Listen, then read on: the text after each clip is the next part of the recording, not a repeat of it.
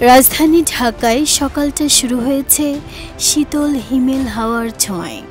ভোর থেকে রাজধানী জুড়ে বাতাসে ছিল শীতের হালকা আমেজ। তবে আকাশ পুরোপুরি পরিষ্কার থাকায় উঠেছে ঝলমলে রোদ। আবহাওয়া অধিদপ্তর জানিয়েছে, সবশেষ ঢাকার তাপমাত্রা ছিল 18 ডিগ্রি সেলসিয়াস।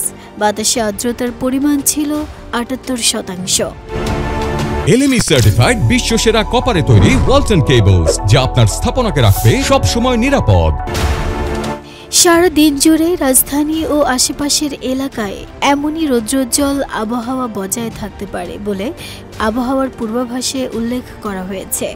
আবহাওয়ার পূর্বাভাসে আরও বলা হয়েছে, ঢাকার আকাশ পরিষ্কার থাকবে এবং আবহাওয়া প্রধানত শুষ্ক থাকবে।